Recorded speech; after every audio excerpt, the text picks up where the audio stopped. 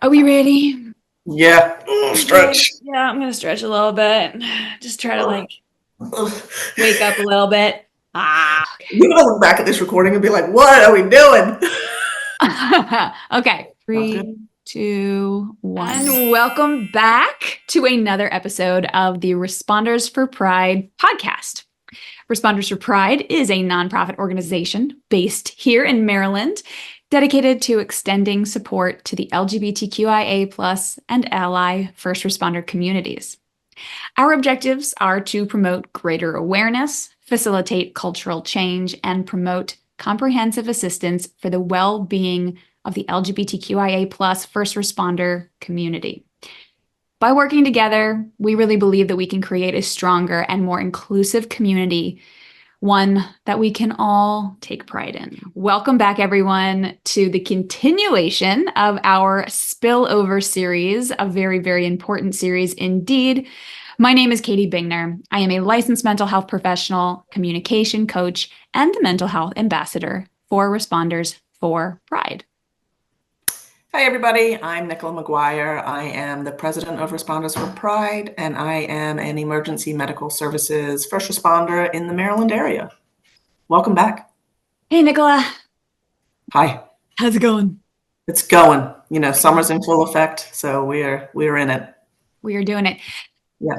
As a reminder to everyone, spillover in general is the occupational stress that spills over from our work life to our home life. I feel like for first responders, and you can tell me what you think about this, but I feel like summer, there are like these points throughout the year that heighten the vulnerability for spillover. Oh, But I feel like yeah. summer is the worst time of year in terms of the elevated existence of spillover in your lives. Do you want to speak to that a little bit? I think it's because we get out more, right?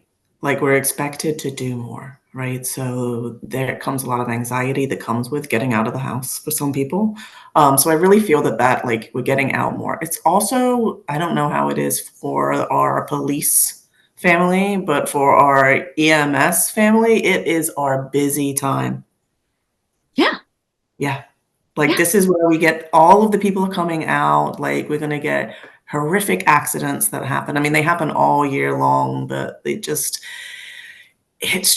a busy, kind of stressful time. Yeah, everything's up. Yeah, everything's elevated, everything's up. My wife always talks about, 4th of July, that classic game of gunshots or fireworks.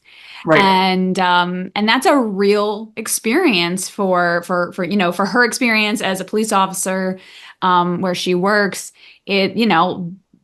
That's that, and I feel like that's that first responder mentality where it's like you take something that is actually truly really dysregulating and disturbing to live every year and turn it into a game, turn it into something that has to have some levity to it, because otherwise it will just eat you up with the stress related to who knows. There's just constant, Yeah. unpredictable, boom, boom, boom, boom, boom, and you just can't know if it's a celebration or a threat to your life. Yeah. And people don't just do it on the 4th of July. Like Yeah. we have heard them randomly going off all weekend long. And it just increases as we get closer to the 4th of July. So there is always that. The gunshot or we got a firework? Right, that hypervigilance escalates. We're Mhm. going to talk about hypervigilance in a minute, but before we dive into our second round of this conversation, I do want to kind of highlight a couple of things that we talked about last time. We talked about how truly common Yeah. spillover really is in general.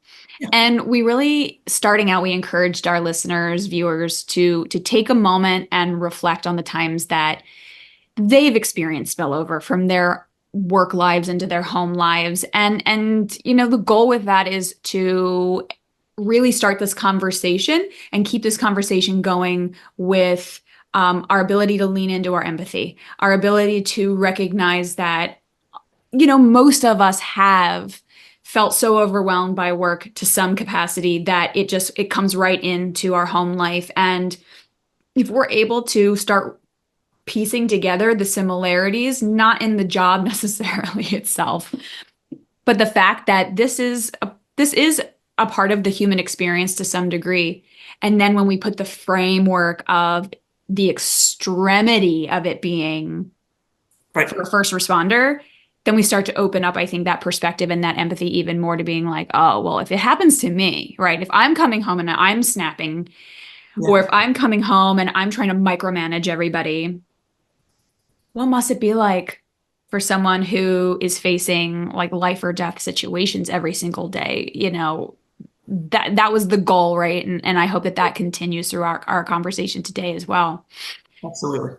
We highlighted how ill prepared most departments are for and just first responder relationships are for educating and understanding this phenomena of spillover that will inevitably affect your home life, right? Your personal lives.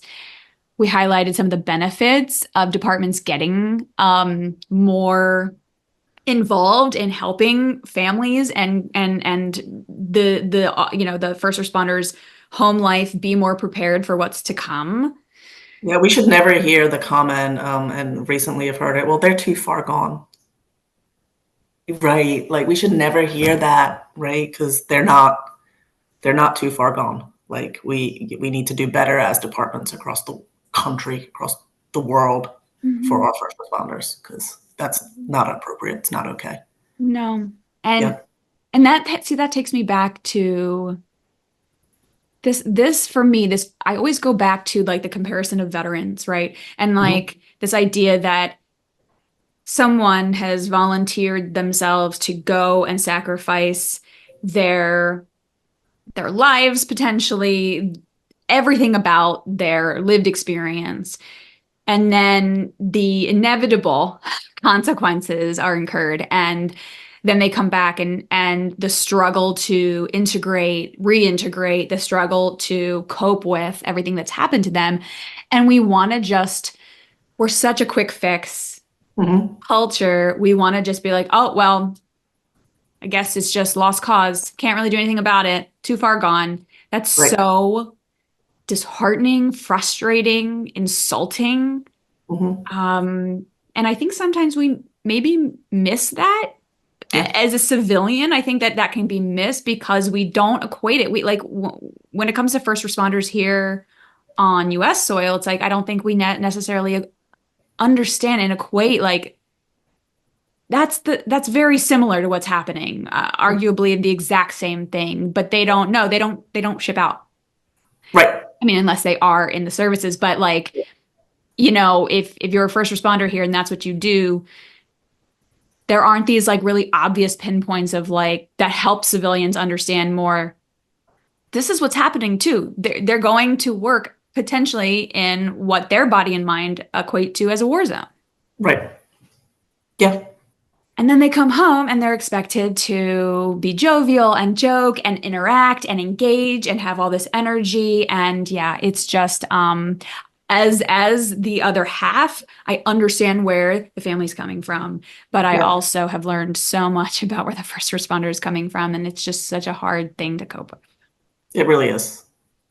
Yeah. And you wouldn't, when you get into this field originally, you just think you're going to help people, right? So that's the other thing that kind of gets to me is that, you know, there's such an assumption that when this job impacts people, and it will, that there's this like change in narrative of like, oh, you probably wanted to get into this job because of the power or because of, you know, this XYZ kind of negative framework because of the behaviors that wind up showing up from the conditioning and from the trauma. But it's like, realistically, no. I've had, like, I don't know if I think we've mentioned this before, but like, I've had so many people ask me, well, how many narcissists are cops? Right? Yeah. And it's like, oh, okay, that's a complicated question because there is no straight answer to that. Yeah. But the reality is that most people don't go into this profession, whatever, you know, service you go into, to have power and control over people. No, it's really, I mean, and for me, it's really to help people. I mean, and to have the comments that are said to you when you have a bad call or you have a bad day, right? Like, well, you chose it. You signed up for this. And I mean, some of my Guilty. comments, right? And I say, yeah, I've signed up to help people. I did not sign up to hold a dead baby when I go to the hospital, right? It was not one of the things that I signed up to do. I signed up to try to help and save that baby, right?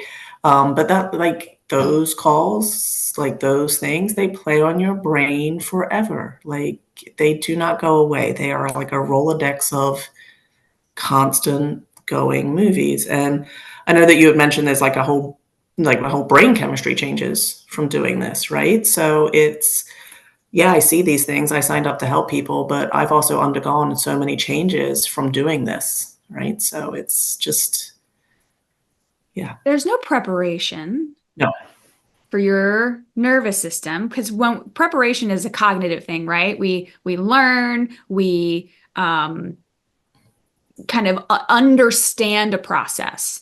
Mhm. But anybody who has struggled with any form of trauma knows that you can know it's irrational to think or feel a certain way or Yes. react a certain way. It doesn't stop that process from occurring. And that's one of the things as a trauma therapist that is so important to me to convey over and over and over again to people, is that trauma does not occur in the prefrontal cortex where we do our thinking and our problem solving and our pro-con lists.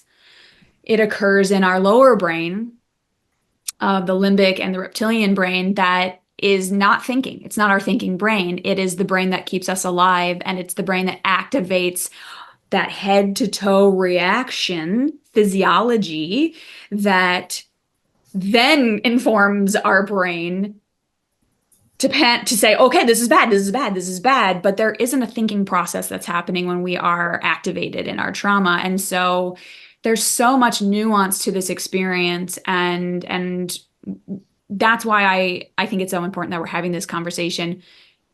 One of the things that we talked about last time, and so I really, really encourage people to go back and watch and listen to that episode, is that we highlighted this list.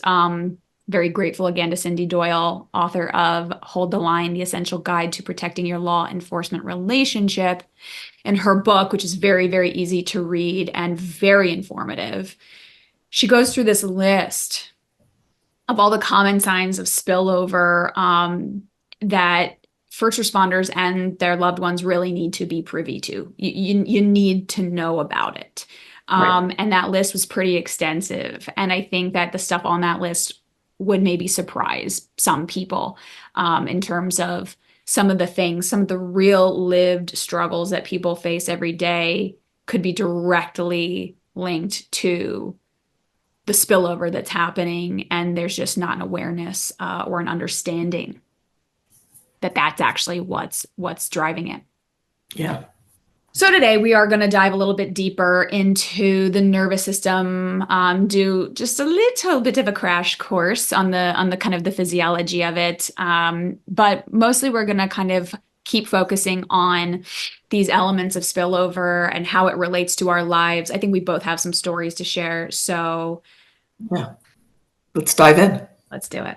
I want to start by highlighting hypervigilance. And I like the definition that Dr. Kevin Gilmartin uses in his book, Emotional Survival for Law Enforcement, a guide for officers and their families. And yes, the books that I highlight are ones geared toward law enforcement.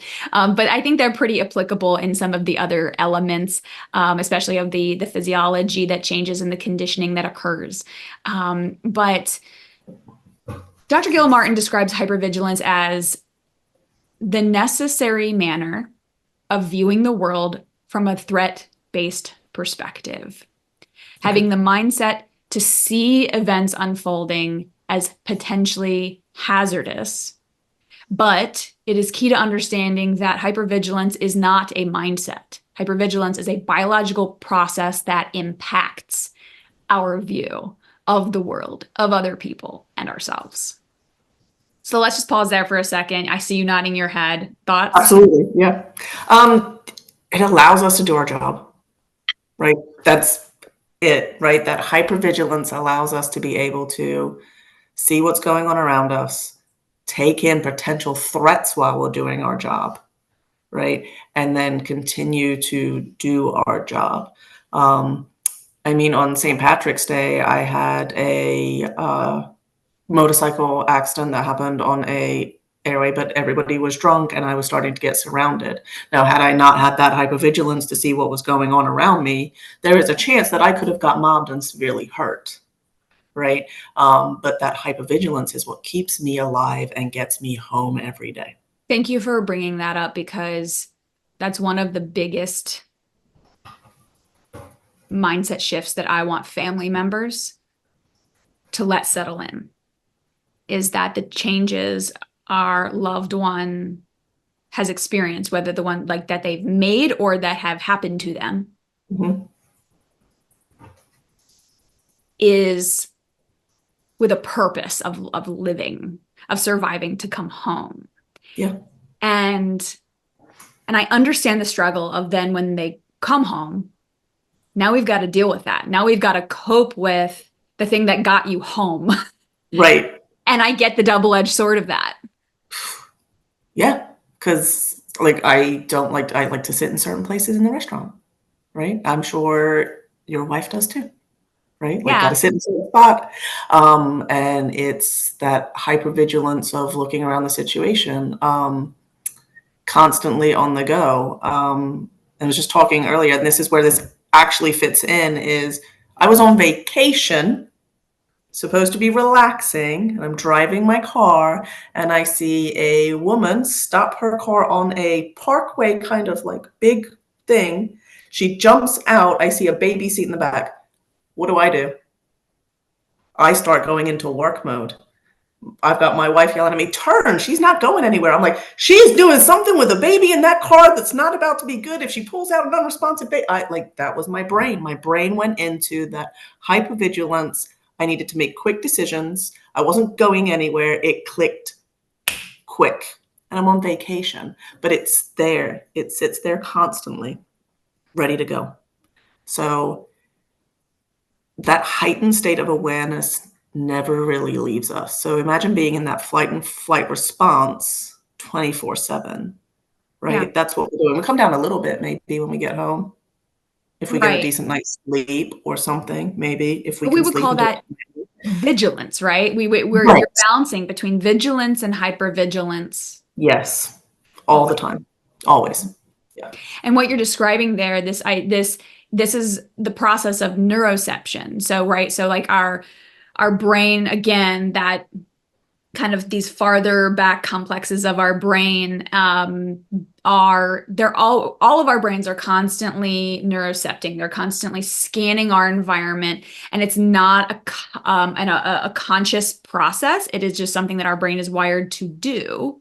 Mhm. And yeah, the reactivity is instantaneous. Something that could be pretty relatable for people is when somebody cuts you off really abruptly in traffic and you do not stop and think about braking. Right. Your foot, before you're even necessarily aware fully of what's happening, your foot is on that brake. Yes. Maybe your hands are already swerving the wheel, right? That Yeah. wasn't a thought out process, thankfully. Because if Right. we had to think out all those things, we would all be dead. Yes. Yes, we would. Yeah. But when we consider the level of extremity, right? Like how often this is happening, that is the conditioning, right? Like if people were constantly cutting you off every single day, every single time you drove, if you were constantly facing potentially fatal crashes, consider what that would do to your nervous system. Consider how that would condition you to react, to respond, how you're driving when it's not happening, right? It bleeds over, it spills over into the moments that are not a threat. Yep. Yeah. And that would it was the other day and I was just driving. I think we were going to mini golf. Maybe we had just got done getting ice cream. I don't remember what it was, but quick, right? I don't even think about it. It is exhausting sometimes when you are in that hypervigilant state. Exhausting. Well, it's energy consuming. Yeah.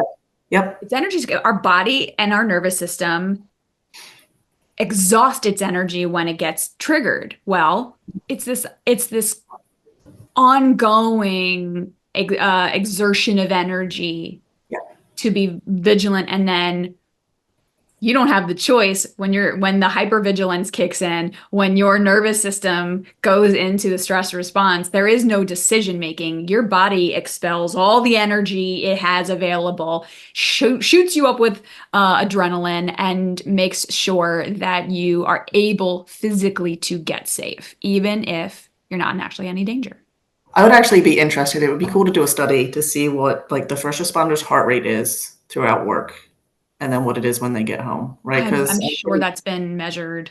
so it's got to have been measured somewhere because I'm pretty sure we just like chill at a go this way higher level. When we get home, it may drop a little bit, but we probably like, you know, We should look into but that. we should Yeah. because I just because that it when we're getting ready to go to work and that anxiety or whatever kind of kicks in before going into work, it just now I've got to be there for the next in that state, ready to go, Yep. right? Yep. Mhm. So Another interesting thing that I've noticed, because you mentioned earlier, like where you sit when you're in public, right? And when my wife was on the streets, that was a non-negotiable. It was just her back is going to be to the wall. She is going to have full view of the restaurant or of wherever we're at. And that was, I mean, that's fine. That didn't never bothered me in the sense of like where I wanted to sit. But since she's been off the streets, right? She's been a detective now for a few years, and she's kind of changed roles a bit, but she's been off the streets. And it's what's so fascinating is that just like the conditioning sent her up, she's now her system is now reconditioned more to where she's okay sitting in different spots. I'll ask her still. I'll still check in and be like, oh, you want to sit here? This is where you want to sit. And she'll be like, no, I'm good here or there or wherever. And I've noticed that, and I find that so fascinating, kind of speaking back to just like a little example of coming back around to this idea that individuals are lost causes, that once you're shifted, your nervous system is shifted into this hypervigilant, always perceiving danger state, that's just how you're going to be forever. And that's not the case. Our nervous system is always evolving to adapt to our life and what we experience. It ramps up when it needs to, it stays high as long as it needs to, and then it does come back down and recondition right. if our circumstances change. Yeah, I mean, the brain is a magical thing, right? So the way that we have these different systems within that brain to make it that we have this fight or flight response, and then we can take that, not make actual decisions, but making decisions, right, with this brain. And then when it calms down, we can process what happened. Kind of goes into our brain. And it's like, oh, this worked. Next time we do that. And then next time that comes in again, we do the same thing. Like it processes what works well, what doesn't work well. And it's amazing that it can do that when we can't even remember all of the things that happened, right? Because in my therapy and things like that, like I said, I've done EMDR and things like that have really worked for me. And bad calls, it's like, yeah, we got 6 months at least till you process all of that, right? So until you actually process the whole event, the whole spike of the event, it can take up to 6 months, maybe even longer for your brain to fully process everything that just happened. So if it's taking that long to do that, imagine all of the other things. It's just going to take time to recondition back to, I wouldn't say even back to some kind of normal, to what is your new normal, right? Condition you back to what works well for you to be vigilant and functioning within life. Yeah.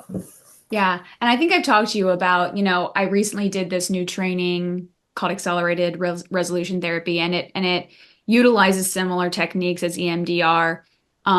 It is designed to be even more efficient in terms of time frame. Mhm. And also we're all different. And so there's never any guarantee for any therapeutic process of how quickly it will work. But I do want to kind of highlight that there are therapeutic options out there for helping literally process trauma that have been proven to effectively help you move forward, having experienced these horrific things, without the overwhelming distress that has come with those things. Right. There is help available. There are therapeutic strategies. I will put out there really quickly this little element of mental health that I want to highlight, which is that for real trauma processing, in my experience and what I understand as a trauma-informed therapist, talk therapy can be very contraindicated. And that is not something that a lot of people know or are aware of, right? Our culture says, go to therapy, talk about it, you'll feel better. That's kind of like the perspective, right? And the talking cure is kind of always been this idea of like, all right, well, as long as I can talk about my trauma, then it won't impact me negatively.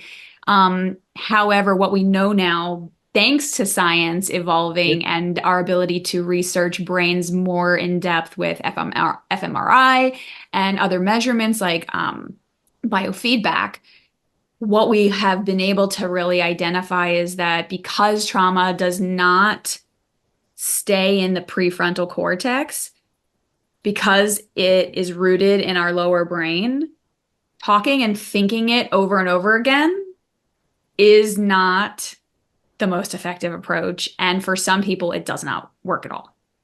And the other thing is too, is some people have disassociation as a superpower, as what my therapist has told me. So I don't remember all of the things that happened, right? So talking through something where you don't remember it in its fullest can be frustrating.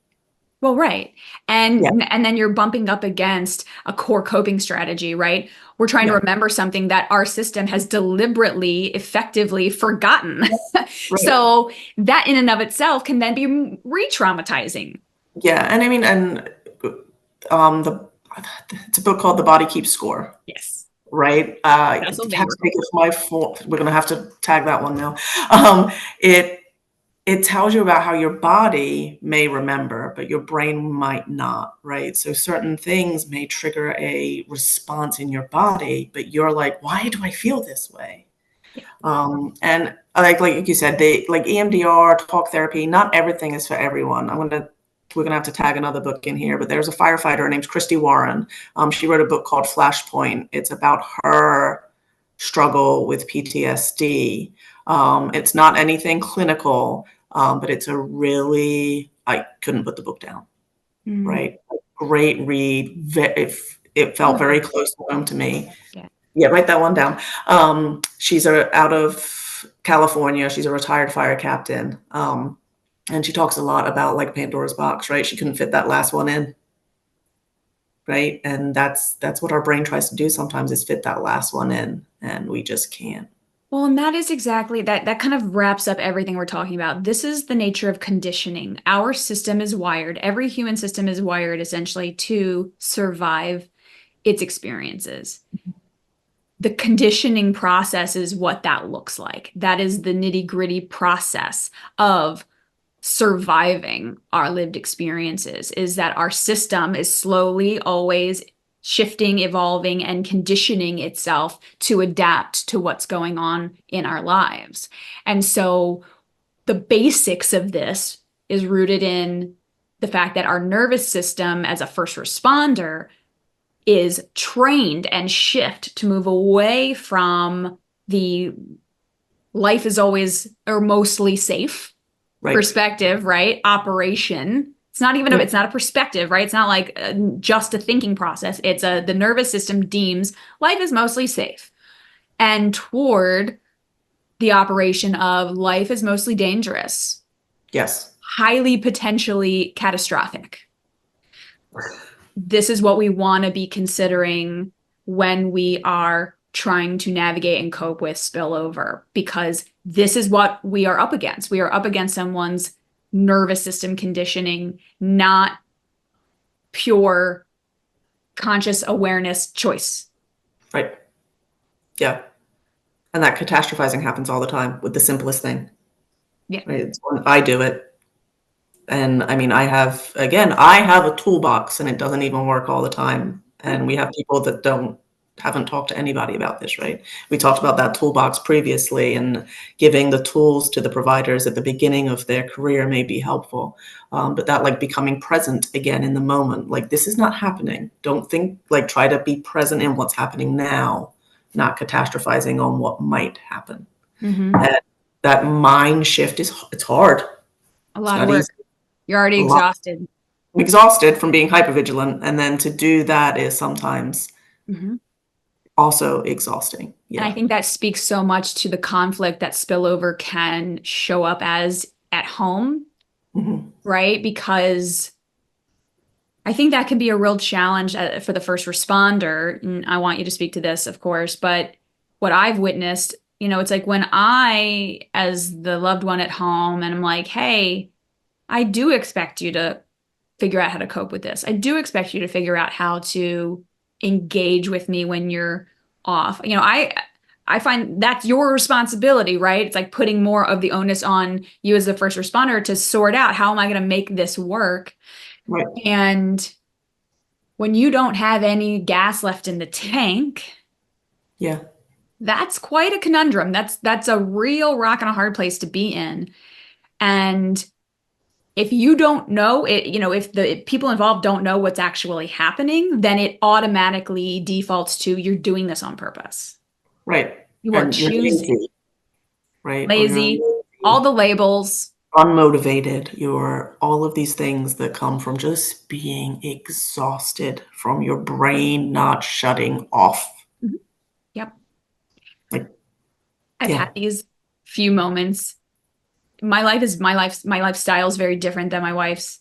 And so, um, you know, as a therapist, as someone who has like made particular choices for my career, it is very insulated by self-care and trying to, ebb and flow in that work-life balance. But then there are moments in life always that come up, right, where I can't control certain variables and I am utterly exhausted. And I make a point. I do. I wouldn't say it bites me in the ass, but it definitely comes back. And that's Right. fine because I mindfully make the point, and I know that she'll probably bring it up in the future, but I make the point of being like, I think this might be kind of what you feel like when you get off of a week. It's like, I'm not used to feeling this way. And getting Right. that perspective, I think, is really valuable. The few and far between moments that I have it where it's like, when my brain just Right. can't. Yeah. Not a choice. There are days where I can't make a dinner decision. Just, Just feed me. yeah, basic I don't, needs. I don't care what is in front of me. I am just going to eat it. That is Right. what is going to happen. And those have been really pivotal, important moments for us for building that empathy and trying to help relate to one another a little bit better when it's really hard to relate when Yeah. you So don't I have do a really that job. hard problem with empathy at home sometimes. That Mhm. is one of my, and I admit it, and it is one of my very hard spots to overcome is empathy at home. Mhm. And it is the one that I think me and Stephanie probably fight about the most, Mhm. is Yeah. I don't have the empathy. And again, with therapy and talking, and she's like, it doesn't run out, right?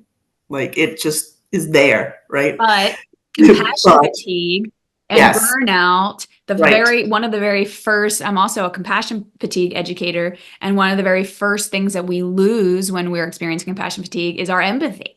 Yeah. It And is a that's what, casualty. and I don't know what COVID did Oh, to yeah. us. Oh, Like it it, took us, it scrambled us, and it spit us back out.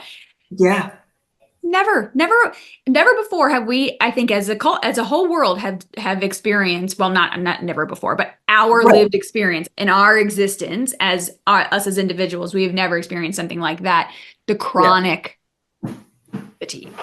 Yeah, that came with it. My kids just got home from a walk, so if we hear noises in the background, I'm going to apologize now. I'm definitely going for a walk later. That's great. It's gorgeous outside. Self-care, everybody. Go outside, take a walk, put your feet in the grass, do something. I'm doing it. And yeah, but yeah, compassion fatigue kind of hit hard, and burnout hit hard with COVID. Burnout comes from more from your administration's not taking care of you, Mhm. right? That's more of what burnout is. Compassion fatigue comes with the job. It's a secondary stress. I think I'm not. Yes, you're right. Okay. Oh, yes. But like that, it hit hard after COVID, and we're still struggling with it so much. COVID was not quick. COVID was years long. Yeah. Again, like we were talking about, our system conditions, and it Yeah. takes a while for it to recondition. And that's what happens. It's a constant ebbing and flowing, but it's not a quick process. It takes years for us to condition sometimes into a state, and it can take years sometimes for us to condition out of it. Not always. Sometimes reconditioning and conditioning can happen very quickly. I mean, there's extensive research on behavioral psychology around conditioning and behavioral learning. But at the end of the day, it varies depending on the circumstances and the variables. Yeah. I want to talk about triggers. Let's talk about triggers in terms of spillover, kind of the variety of triggers. Yeah. I know that you had mentioned before, people asking about the job is a very common trigger. Well, and it's not even just asking about the job, right? Like, what do you do? How is that? It's what's the worst thing you've ever seen? In this excited way, right? And it's like the response you want to say is, what's your worst nightmare? Please tell me what that is. Because that's right. Because the moment you say, what's the worst thing you've ever seen, that Rolodex I talked about a few minutes ago just goes, right? I'm just seeing it all. I'm seeing all of the worst things I've ever seen. So my response to that is, you mean the funniest thing from?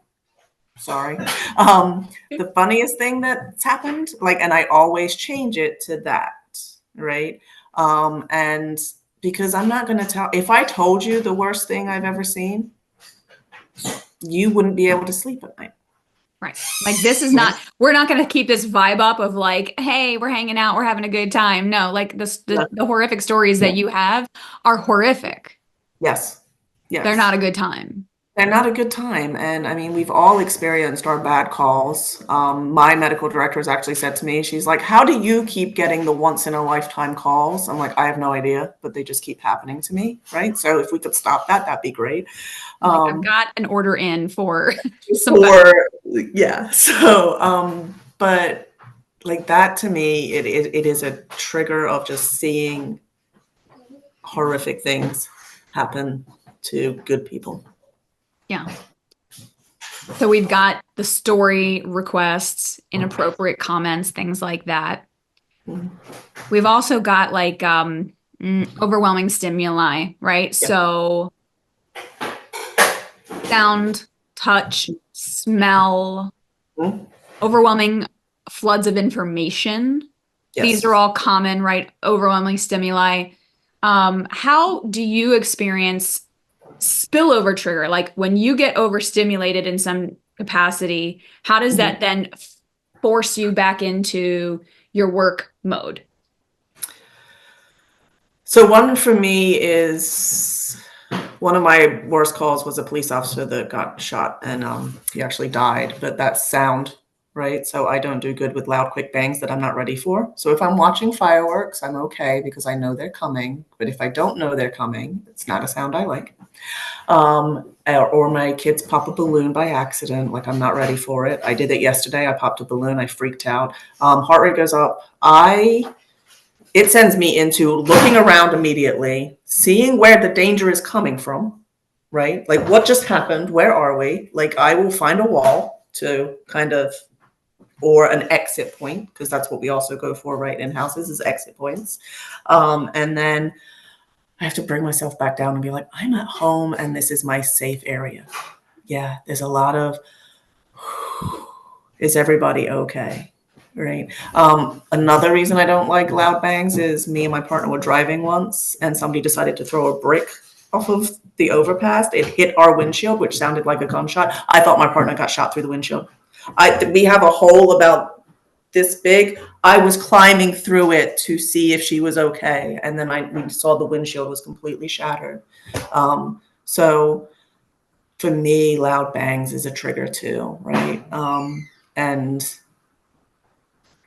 I try to just bring myself back down, get present again. And again, I have the tools to do so, right? And even then, even talking about it right now, I think my heart rate's up into like the 90s. You're reliving it, the We're conditioning, reliving your it, system. right? One thing that I like to educate people on when I'm working with them is that our brains are not good at deciphering between memory and reality. Right. Right. And Yes. so our nervous system, if we remember something enough in detail, it's now reliving it as if it's happening. Our brain is just like, oh, it's happening again. And Yeah. that is part of why flashbacks and nightmares and just having those intrusive thoughts then do activate our nervous system. There's nothing, faulty with your system. That is exactly what it's supposed to do. Like this is how it works. We got to stay alive. Yeah. And so going back and highlighting how it's like, of course, so no wonder you're always exhausted, because even when you're not working, your system is still working. Your brain is still flooded with images and stimuli that could, in that context, be neutral, Right. is not. It's not. Right. So, and like now today, it's going to take me probably an hour before I get back down to a normal level, right? Which is fine because we need to get this information out. We need these people to, this is important for people to understand. And, but just know that certain words, certain things, and it takes us back and it makes us feel like we are in danger again. So be careful with your words when you're asking us certain things, please. Yeah, please. Right. That's nice. Request. See this, so this kind of leads us into, and that's probably be the last thing we can get in today, but the interpersonal threats, perceived threat, right, that comes up. I know for me and my wife, it took a long time for us to both realize, and this is something we had to come to on our own.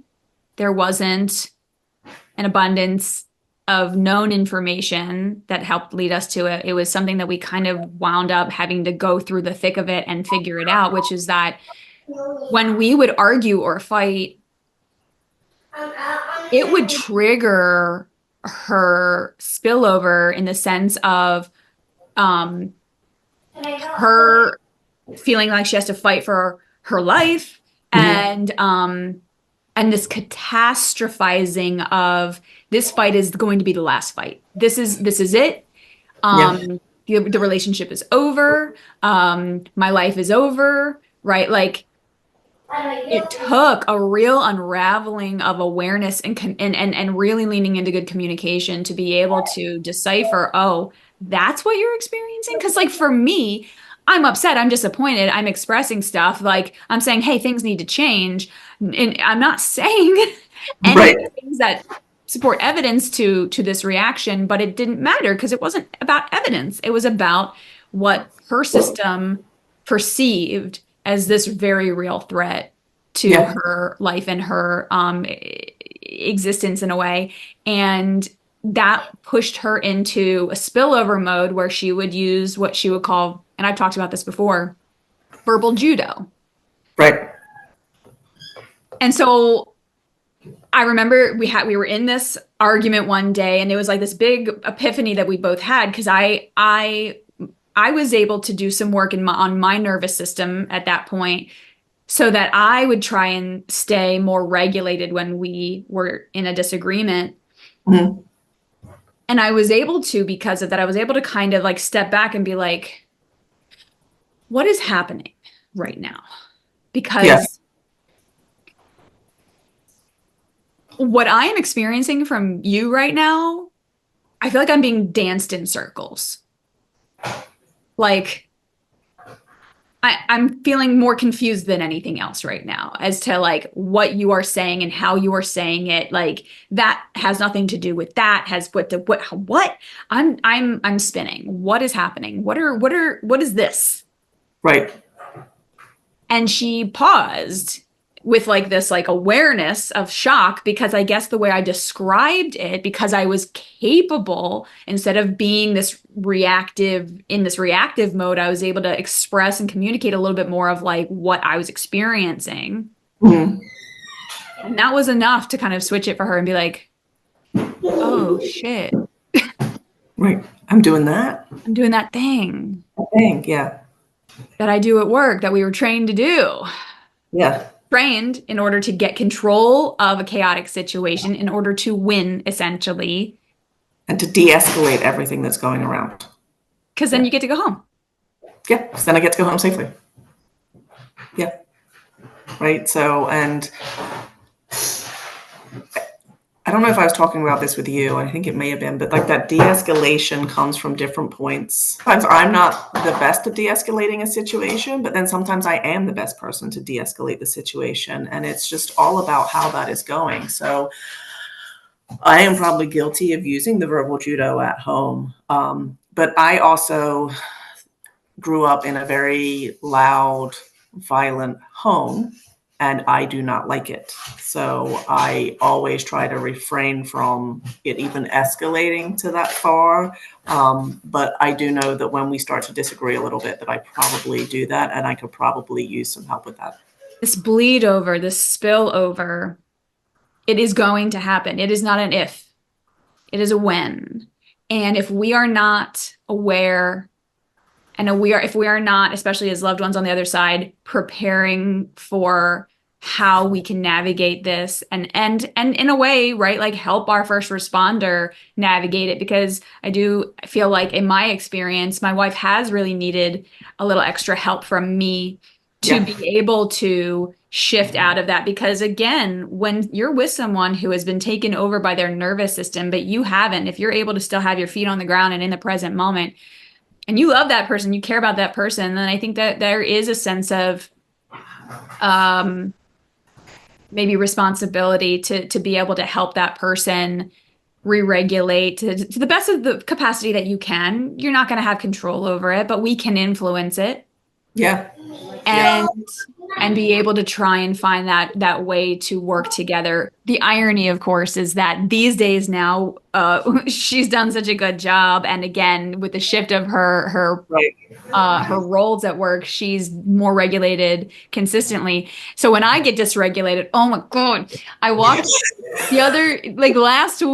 last week, I got done with work and she had woken up later than usual, which is like a real trigger for me. I'm like, get up. I walk out with the dog and it's like after the time that he's supposed to eat, and I'm like, you gonna feed the dog? And she just woke up, right? She's got her hood on and she's just like doing her morning wake up ritual.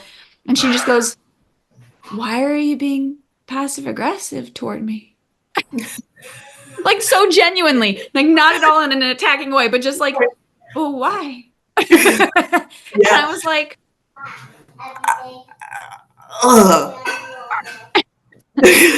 but damn it. You are right. That is true. I have had a long day. Right. Yeah. It did help me come down. I mean, we're at a place now where we can say those types of things to each other and have it not likely be as triggering. And we can kind of be like, we can hear it a little bit better and be like, all right, I gotta adjust. I gotta work it out. Yes. And shake it off and show up a little bit more authentically and a little bit more kindly in the moment. But yes, so gotta love it when those tables turn. Yeah. All right. So don't worry, Kens, we're wrapping it up. Nicola, what's Responders for Pride got going on? You gonna say hi too? Hi. Hi. We are doing Westminster Pride on July 13th. That's the next Pride event that we're going to be doing. So we're doing that. Just had an awesome meeting with mental health clinicians that work with first responders throughout the region, multiple different first responders in the region, just to kind of increase their knowledge on what the LGBT first responder faces and the difficulties that come with that. So that was a really good meeting. We got some good stuff coming out of that. Right now, that's all we're going to reveal that we've got going on. There's some other things in the works. So yeah. Love it. How about you? So I've got my Boundary Builders group coaching program launching July 14th, and there are still some spots available for that. You have a promo coming out July 4th, so keep an eye out for that if you want an extra little bit of perk in signing up for it. The other day I came up with my like a tagline for this group, and I was like, oh, damn, that's good. And it's free yourself from people pleasing purgatory. This group is all about speaking to that kind of lifelong people pleaser who has felt so trapped and so stuck, not treating themselves with respect, not being able to set boundaries, not being able to prioritize themselves over prioritizing other people. And they're burnt out and maybe resentful and they're struggling. And, the consequences are building up of that approach to relationships. And so this group is going to offer a very compassionate, supportive, encouraging environment. And then, of course, the skills training and the education and the evolution of the mindset that we need to be able to make room for ourselves in Yeah. our relationships and give you the ability to walk away knowing how and that you can live for yourself, live more authentically, and be able to, say what you mean what you say, and ask for what you need. The other day I heard something and it was like, no, thank you is a complete sentence, Mhm. right? No is a complete sentence. I Yeah. mean, yeah, like, but this is foreign to a lot of us, and speaking to our physiology, there is a physiological component to people pleasing and our inability to say no, right? There's anxiety and stress involved with it, and so we're speaking a lot of similar things with regard to how we've been conditioned, Yeah. how our nervous system insists that we engage with the world and other people. Otherwise, we feel like we're in danger. And I think that that's a very common experience for those passive, maybe people pleasing Yeah. tendencies that show up. So that's what I got going on. Of course, I'm always doing my one-on-one coaching, and I'm in the process of gathering hours for my accelerated resolution therapy Awesome. certification. And so I would encourage any first responders who are interested in that, who are watching, listening, to reach out to me if you would like to give that a try. Sounds good. Yeah. All right. Well, thanks so much for taking the time, Nicola. And thanks everybody for watching and or listening. All right. Bye, everyone. Bye.